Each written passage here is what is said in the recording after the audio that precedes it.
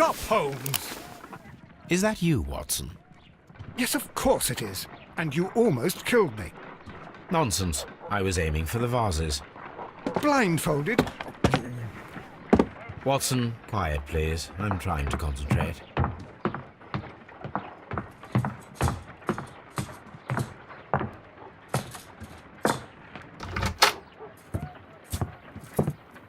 Ah, Lestrade. What is it this time? He can see me. Well, here it is, and it's a good one, Mr. Holmes. A gentleman by the name of Peter Carey, also known as Black Peter, has been murdered. A sailor, most probably. What happened here? Oh, Mr. Holmes, how could you? It's the only exercise I've had all week. A grateful client from Limoges sent me a vase collection this morning. I couldn't think of a better use for it. You're out of your mind. I missed 4 out of 10. Given you were blindfolded, that was very good. Can I have a try? Am I the only sane one here? I suppose that Watson is right, Inspector. A little brain work would be preferable now. Do please tell us more about Black Peter. Peter Carey, born in 1845 and 50 years old. An ambitious sort, he achieved much success in seal and whale hunting around Scandinavia. Retired in 1884 with a small fortune. He invested his money in a property called Woodman's Lee, near Forest Row in Sussex. It was where he lived for 6 years, and where he was found dead yesterday. Has the investigation already begun? Yes and no.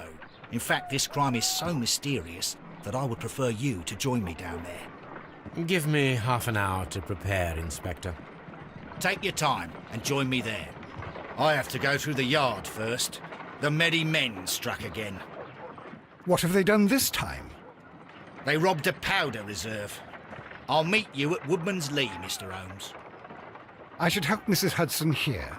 I also have several appointments that I must keep this afternoon. I shall go alone, then.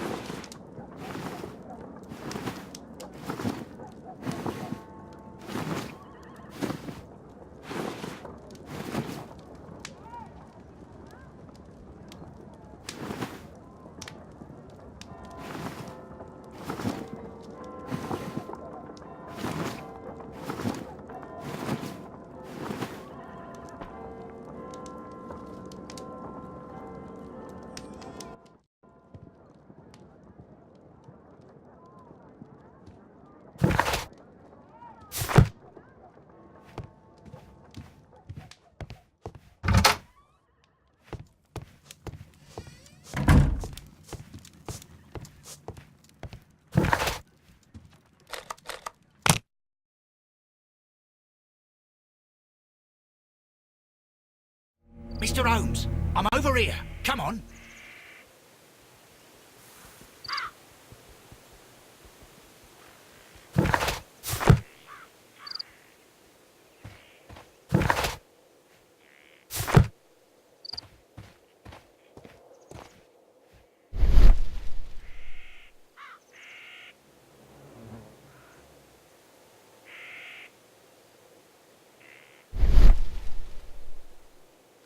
These footprints appear to be quite large. It seems that the garden was well maintained.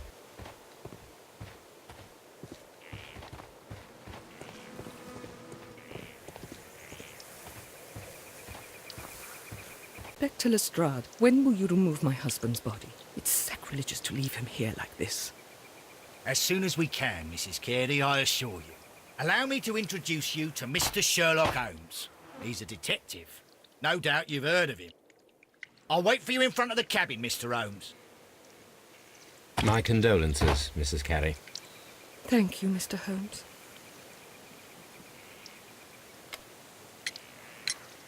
The garden is very large and well maintained.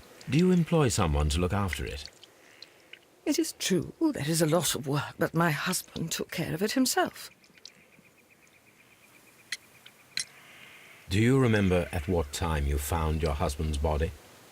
In the morning, at around 7 o'clock, I noticed the cabin door was open, but I didn't go in to take a look, for I knew my husband would not have liked it. At around 10 o'clock, I dared to glance in through the door and... oh dear. Was your husband accustomed to receiving visitors? Oh, no, I don't think so. I mean, he didn't really have many friends. He lived quite an isolated life here, after his retirement. Madam, can you tell me if you saw or heard anything unusual upon the night of the murder?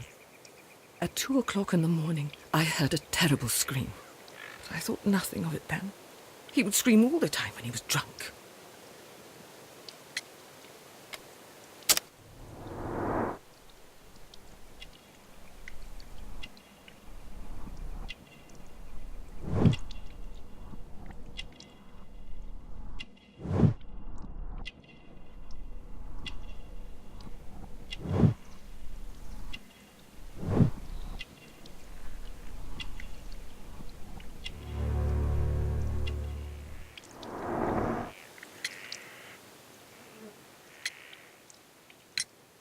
Can you please tell me what occurred on the evening of the murder?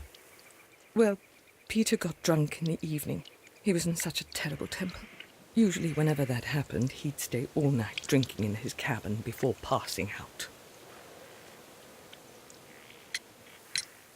You have indeed suffered a great loss, Mrs. Carey. Nevertheless, I believe it will be less of a burden for you soon. Yes, life with Peter was never easy, but he was still my husband. He was different, wasn't he, when you first met him upon your return from Plymouth? Yes, Mr. Holmes. Oh, my goodness, but how do you know about that?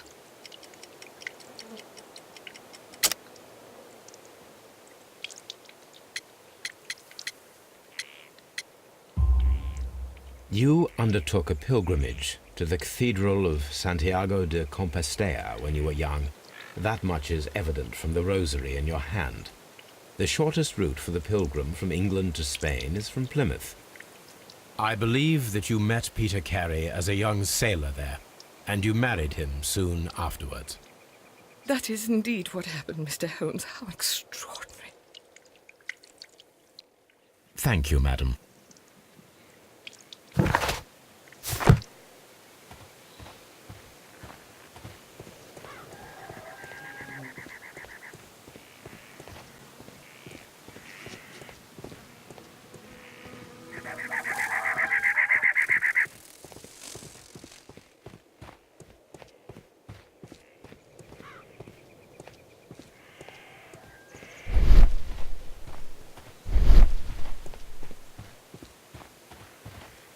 Mr. Holmes?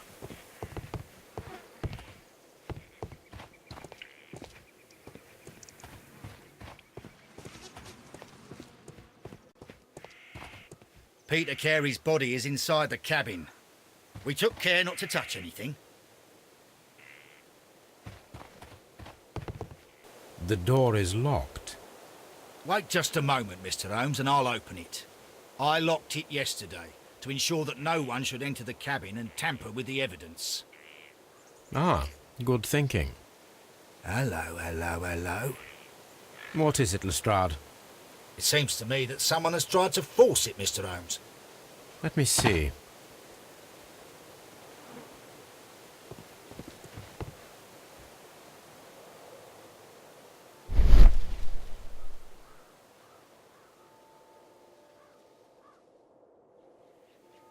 These scratches are fresh.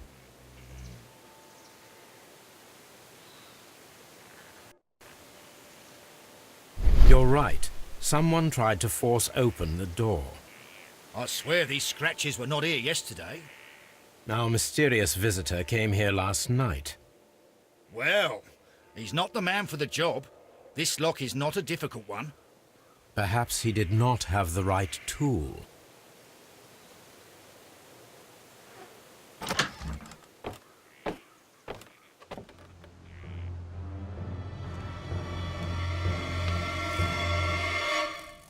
What a terrible way to die.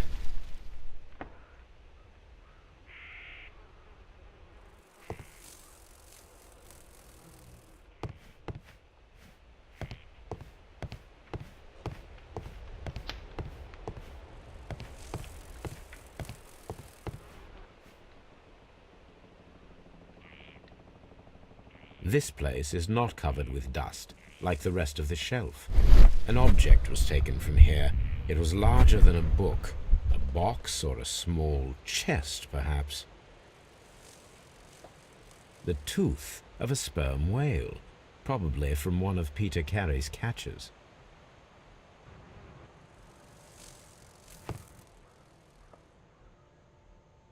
Dundee. Hammerfest. It's a whaling map.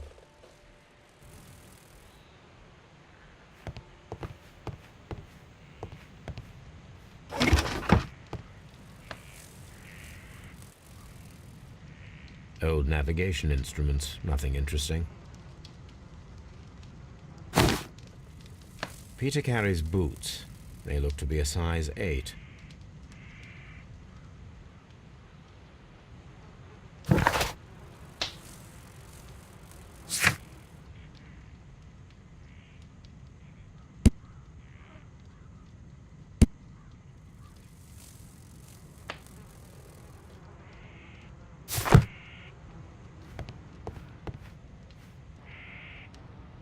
Someone drank from this glass recently.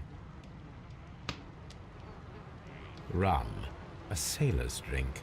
It seems that Captain Carey was enjoying a drink before he met his death.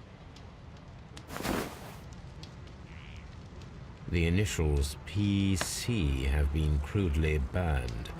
A sailor's work.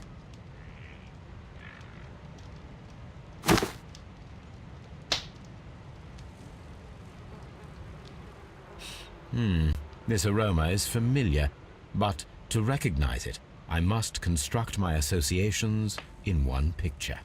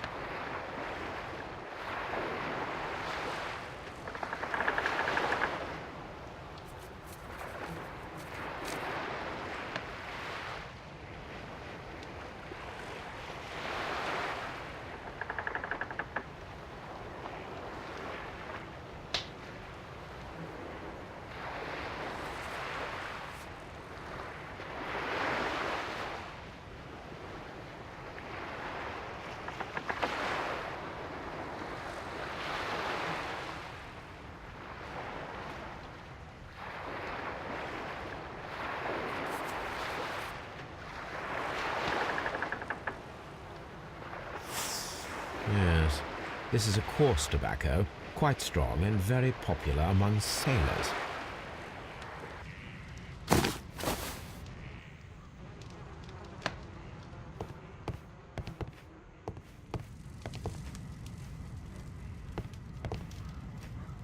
The Sea Unicorn. She was the ship that Peter Carey.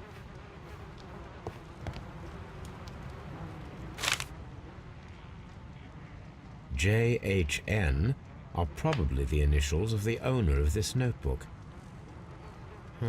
The pattern of the blood stain indicates that the notebook was not lying on the floor prior to the crime, but it was dropped into the pool of blood after the death of Peter Carey. These abbreviations mean something, but what?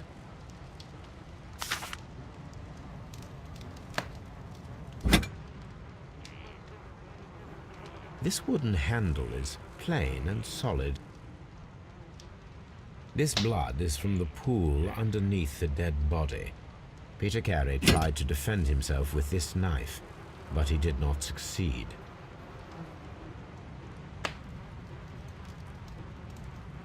Peter Carey was impaled to the wall by a whaling harpoon. Peter Carey was fully dressed. He was not caught by surprise. It is possible that he knew his murderer. This man is in his 50s, yet he still looks quite strong.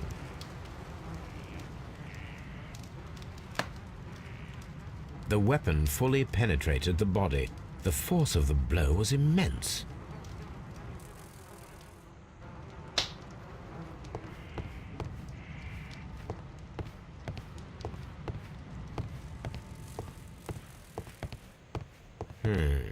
The ship's logs of the Sea Unicorn for the years 1878 to 1884. Peter Carey was her captain.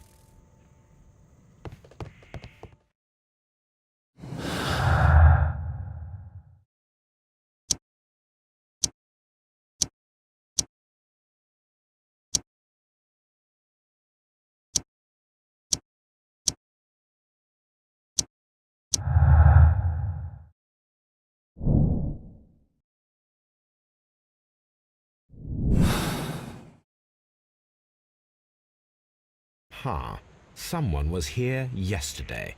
They attempted to force the door to gain entry.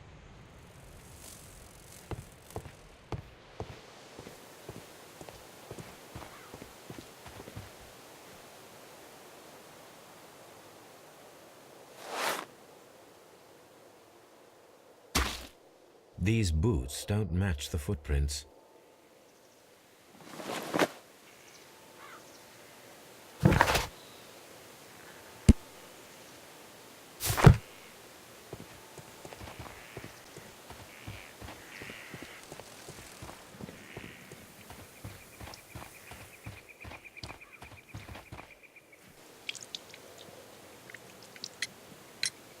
Is this your husband's tobacco pouch?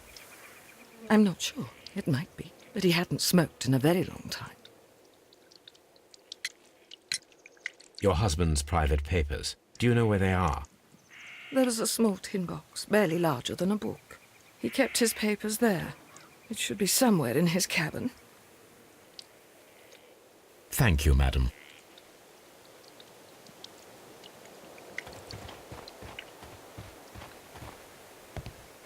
Mr. Holmes?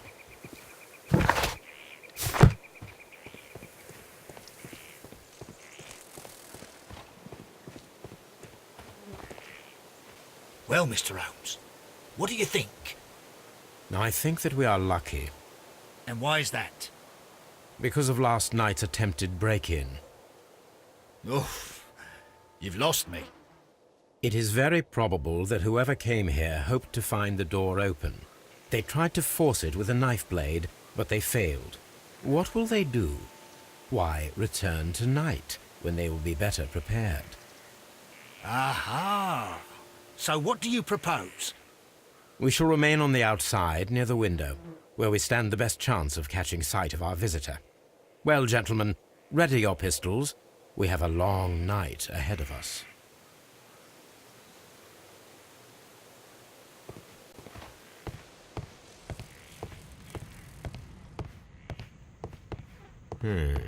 The ship's logs of the Sea Unicorn.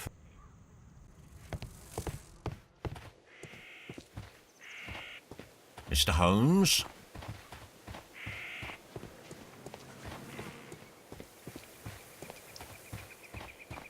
Who could do such a thing? My poor husband.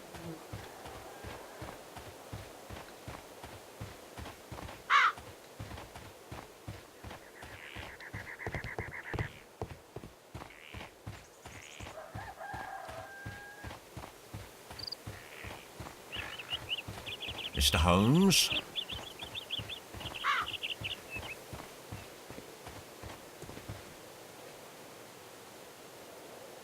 These footprints appear to be quite large.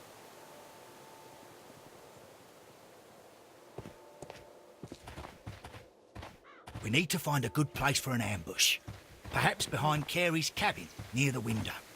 Mr. Holmes?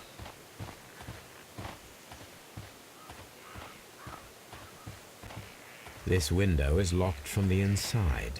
I do not see any attempt at a break-in. This looks like the perfect hiding place.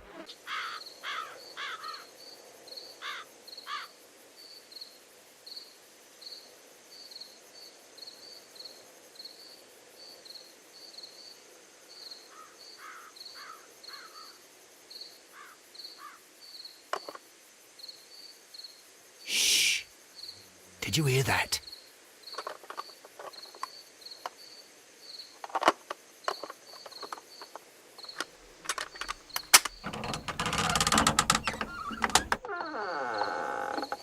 There's someone there. I'm gonna collar him.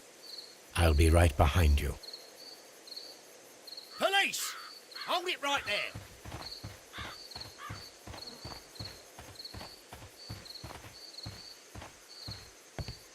All right, my fine fellow. Who are you and what are you doing here? You're detectives, I suppose. You imagine that I'm connected with the death of Captain Carey. I assure you I'm innocent.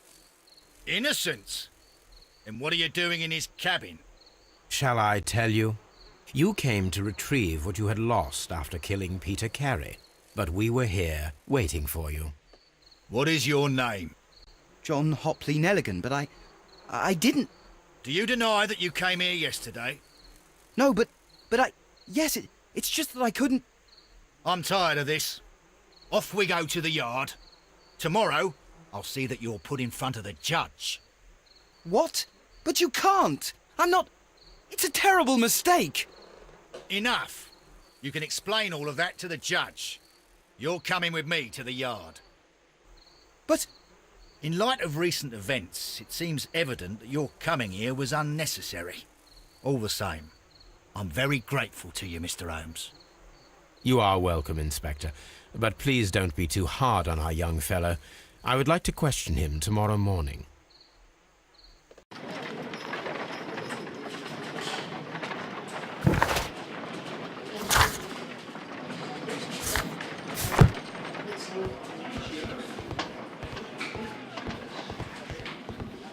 Mr. Holmes?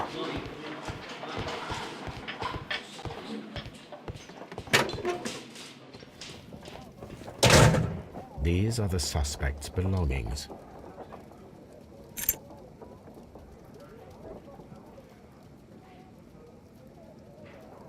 From R. Dawson. To my friend and partner, 1883. Dawson. I've seen this name before. Perhaps my archive holds the answer. A pocket knife. It was used to force the door of Peter Carey's cabin. A handkerchief with the initials JHN. The notebook that we found on Peter Carey's cabin floor. These abbreviations mean something, but what?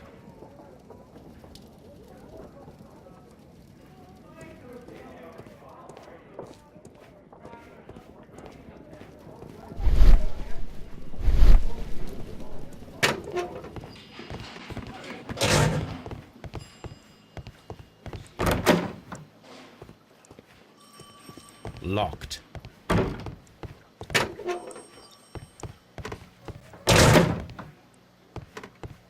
Mr. Holmes?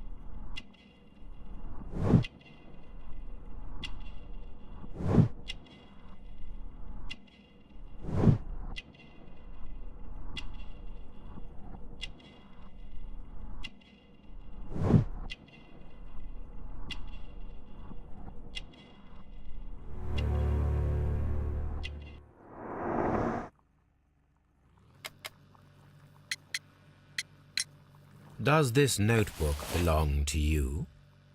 Yes. But where did you find it? I did not know... I thought I'd lost it at the hotel.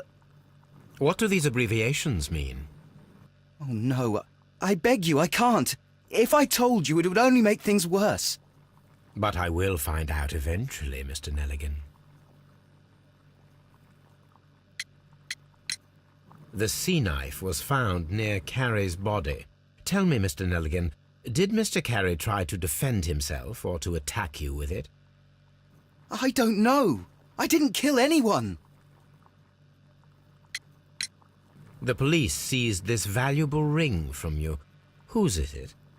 I didn't steal it from anyone. It has always belonged to me.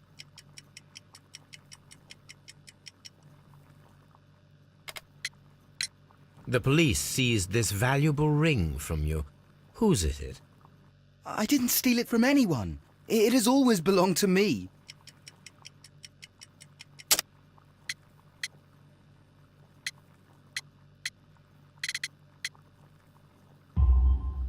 The ring's date of engraving is many years ago. You would have been a child then, hardly in any position to receive such an item from a partner. So, Mr. Nelligan, who is the true owner of the ring? The ring is mine.